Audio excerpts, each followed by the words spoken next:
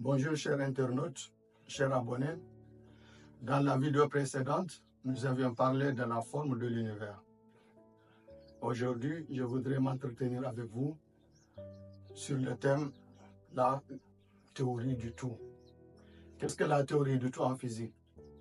C'est la théorie qui est censée unifier les 4 forces de la nature. La petite force, la grande force, la force électromagnétique et la force gravitationnelle, qui est la force manquante à ce jour.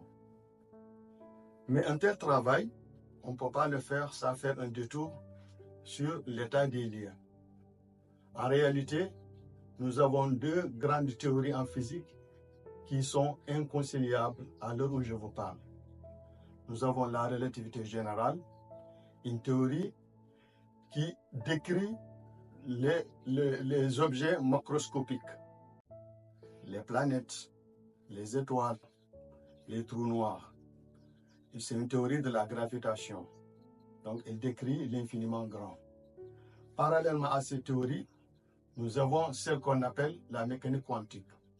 Elle est née elle aussi en 1900 avec les travaux de Max Planck. Bien sûr, il y aura la contribution d'autres physiciens, Schrödinger, Dirac et tant d'autres. Cette théorie de la mécanique quantique, elle décrit le comportement des particules de l'infiniment petit.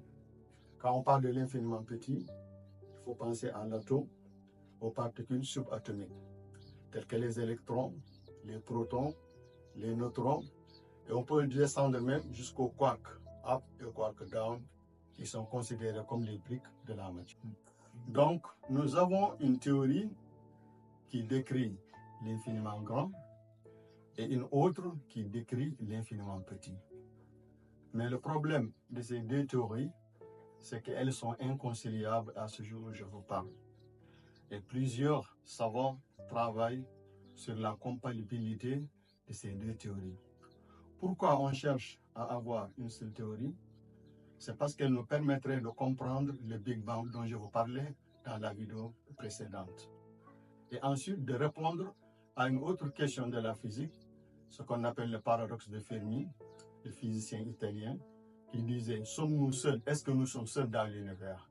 Est-ce qu'il n'y a pas d'autres créatures comme nous, ou bien d'autres créatures, même si elles sont différentes de nous, qui habitent l'univers comme nous l'habitons ?» Donc, c'est une théorie du tout qui nous permettrait à répondre à ces 2 questions. Qu'est-ce qu'il y avait au Big Bang? Est-ce que nous sommes seuls dans l'univers? Le problème de ces 2 théories, il y a aussi le problème de l'espace, leur conception de l'espace. La mécanique quantique, l'espace de la mécanique quantique est un espace passif, alors que l'espace de la relativité générale est un espace courbe. En plus de cette contradiction concernant l'espace, il y a une autre contradiction qui est plus majeure, c'est celle qui touche la finitude et l'infinitude. La mécanique quantique soutient que l'espace est quelque chose de fini. C'est-à-dire que là, nous avons ce qu'on appelle des quantités discrètes. Alors que dans la relativité générale, nous avons ce qu'on appelle l'infini. Selon cette dernière, l'univers est né à partir d'une singularité. Et sa courbure espace-temps tend vers l'infini.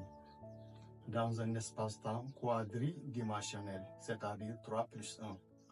L'espace est tridimensionnel, ce qui est d'origine empirique, c'est-à-dire longueur, largeur, hauteur, plus le temps, ça fait donc 4 dimensions. Voilà les 4 dimensions de la relativité générale. Donc le problème, comment concilier là aussi, ce qui est fini et ce qui est infini. Là aussi, certainement vous avez vu beaucoup de vidéos concernant est-ce que l'univers est fini ou infini. Concernant toutes ces questions, il faudra donc, chers abonnés, chers internautes, plusieurs vidéos pour pouvoir expliquer tout ce qu'on vient de dire ici. Est-ce que l'univers est fini ou infini? Est-ce que l'univers est fermé ou ouvert? Donc, ce sont des questions très importantes aujourd'hui sur lesquelles travaillent les chercheurs. La particularité de ma démarche, c'est que moi j'ai abordé toutes ces questions à partir de mon enseignement du Coran. C'est à partir du Coran, des versets du Coran que j'ai essayé d'unifier. C'est là que j'ai compris en réalité ce que la nature parle, ce que les physiciens cherchent, c'est ce qui se trouve, c'est ce que le Coran exprime dans des versets, peut-être que les musulmans ne pouvaient pas encore comprendre. N'est-ce pas? Aujourd'hui, si on réussit bien la compatibilité entre la relativité restreinte et la mécanique quantique, on trouve cette forme. Cette forme qui est la forme actuelle. Nous avons les trois forces ici. La seule manquante, c'est la force gravitationnelle. Et les particules que nous avons aujourd'hui dans le modèle standard des particules, le modèle standard de la physique, nous les retrouvons ici.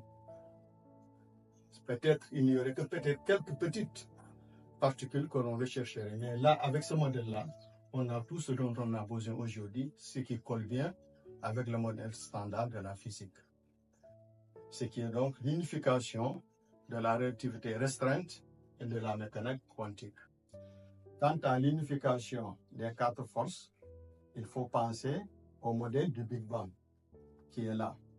Ce modèle, avec ce modèle, nous avons l'unification des quatre forces de la nature. C'est que les deux théories dont on parlait tout à l'heure ne pouvaient pas expliquer puisqu'elles sont des théories incomplètes. D'accord? Là, vous pouvez voir ici que ce que nous avons là en haut, par exemple, on peut le considérer comme un trou noir. Et ce qui est en bas, on peut le considérer comme un trou blanc, qu'on appelle encore une fontaine blanche. Et la fusion d'un trou noir et d'un trou blanc, ça donne ce qu'on appelle un trou de verre. Ce trou de verre, vous pouvez le voir ici, si vous agrandissez l'image. Donc, à partir de ce trou qu'on appelle une singularité nue, c'est à partir de ce trou-là que tout est né, que l'univers est né. Le temps, l'espace, la matière, tout est apparu à partir de cette singularité. C'est cette singularité que le Coran évoque à partir du verset 30, la sourate 21, c'est-à-dire les prophètes. Paix et salut sur eux. Le verset, qu'est-ce qu'il nous dit? Il nous dit que les cieux et les terres étaient collés. C'est ensuite que nous les avons séparés. Vous voyez là, avec ce verset, que le Coran est un livre qui est riche et qui a des versets dont le sens et la portée ne seront connus qu'avec le temps. Et c'est aujourd'hui le moment le plus propice pour comprendre le sens et la portée de certains versets à connotation scientifique. Dans les prochaines vidéos à venir, nous aborderons certes la question de la géométrie de la topologie locale et globale, mais aussi les questions relatives à l'inflation cosmique, à la structure et au destin de l'univers.